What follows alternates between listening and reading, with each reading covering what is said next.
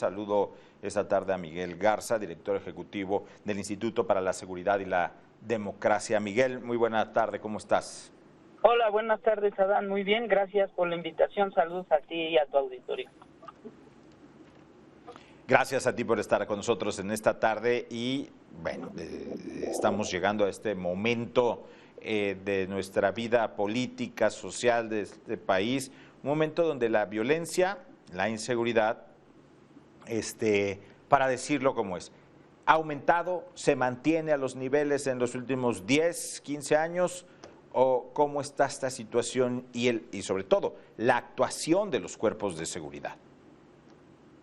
Claro, bueno, mira, en términos de violencia, algunos indicadores sí han aumentado. Por ejemplo, el caso de violencia familiar, feminicidio también, estos indicadores que son muy preocupantes y que son poco denunciados, a pesar de que son poco denunciados, han aumentado. Entonces eso habla mucho de del aumento de la violencia en distintas formas de expresión. El homicidio, que es como el parámetro incluso internacional para medir la violencia de un país, pues al parecer tiene una reducción en México, pero sabes que hay un dato ahí bien interesante. Hay que ver el número de desapariciones de personas, que ese número aumenta preocupantemente. Y en cuanto al desempeño de las policías, pues yo quisiera insistir, como siempre, que hay que incorporarlas en la investigación criminal, porque lo que ha pasado en términos de desempeño, pues es que no hay resolución de casos criminales, no sabemos si se resuelven, no se resuelven muchos casos, la impunidad sigue siendo muy alta. Tenemos entonces un sistema de procuración de justicia y juzgados que tal vez nos están quedando a deber en cuanto a sanciones, a castigos importantes. Sí, fíjate que hay un tema que es un hecho, es las fiscalías del país están rebasadas. Entonces, lógico ahí, porque por un lado solicitamos a la gente, no solicitan las fiscalías, hay que denunciar, si no denuncian, ¿cómo va a tener conocimiento la policía y tal? Pero a la vez, si así con el bajo nivel de denuncia, con 1 de cada 10 hechos delictivos, que es según la encuesta del INEGI lo que denunciamos los mexicanos y las mexicanas, pues el tema triste es que qué pasaría si ese número decidimos ir a partir de mañana a las fiscalías con más confianza, digamos, y denunciamos, y ese número se subiera a 3, 4 de cada 10. Si así están rebasadas con 1, imagínate lo que ocurriría, repito, si denunciáramos 3 o 4 de cada 10.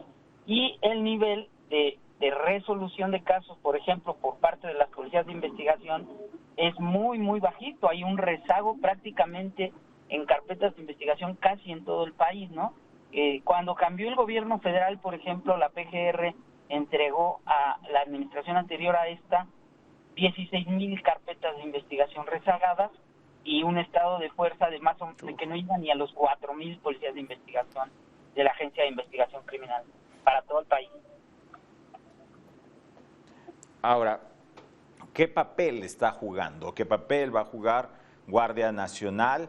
Que ahora se anuncia que en esta pretensión de cambiarle su estatus a pertenecer al ejército, realizará labores ahora también de inteligencia y también, me imagino, que plantean con este cambio, pues darle más capacidad también de investigación.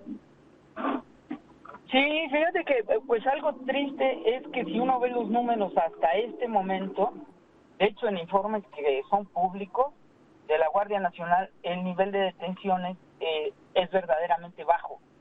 Entonces, sí, contra lo que hacen las policías locales, las policías estatales y municipales, pues es un número muy contrastante. No están todavía siendo puestas a disposición, es decir, cuando hay un detenido, no lo presentan ellos ante el Ministerio Público, la Guardia Nacional.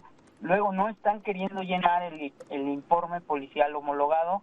Me consta pues que están solicitando ya capacitación a academias estatales de policía para que les den cursos a los guardias y a las guardias de informe policial homologado. Es decir, y Registro Nacional de Detenciones. Entonces, pues podría verse un aumento en la actividad de la Guardia, pero pues lo que es preocupante es que llevamos 3 años y ellos están todavía buscando apenas capacitación en el tema, ¿no? Eso es lo que preocupa.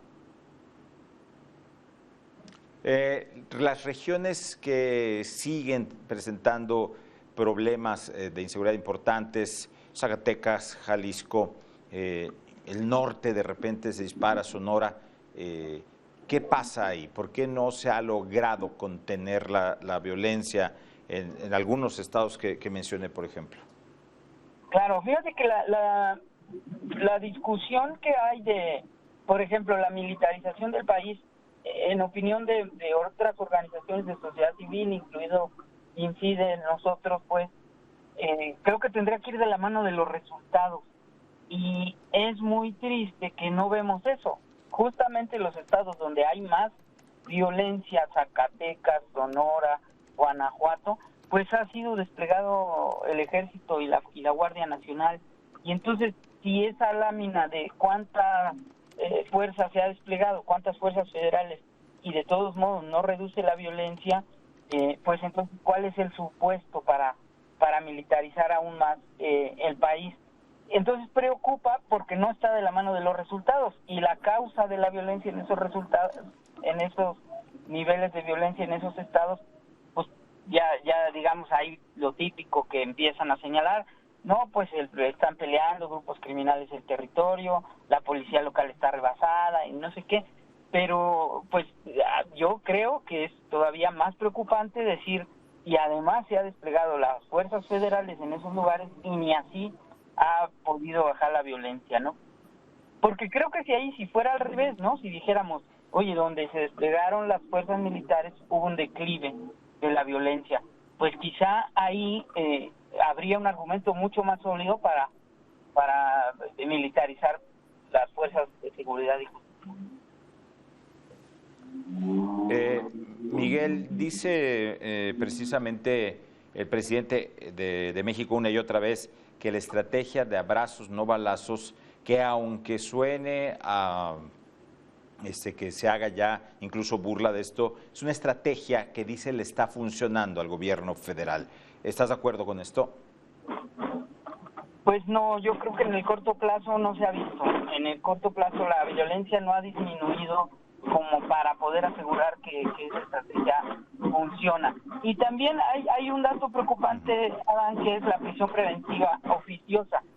La prisión preventiva oficiosa quiere decir que pues se va a prisión a alguien que es detenido, que sin que todavía esté sentenciado, que cuando se va a investigar apenas su delito o su presunto delito, pues se queda privado de la libertad. Y es el supuesto es de que como aquí se queda en la cárcel, hay más gente que estaba generando violencia, se queda en la cárcel y entonces deja de generar violencia, aunque no tenga sentencia. Ese es el argumento del gobierno, pero justamente tampoco se ve, porque la incidencia delictiva en algunos delitos sigue incrementando. Entonces meten más gente a la cárcel, pero la violencia no baja.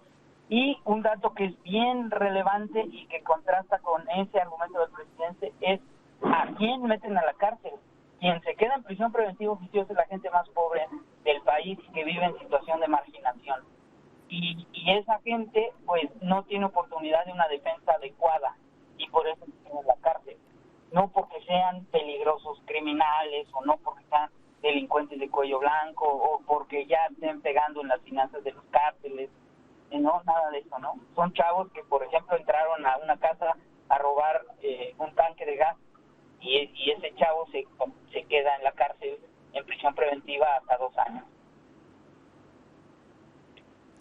Pues Miguel, te agradezco mucho, como siempre, estos minutos con Mega Noticias MX en esta tarde. Gracias, como siempre, muy buena tarde. Gracias, Adán, un abrazo, suerte.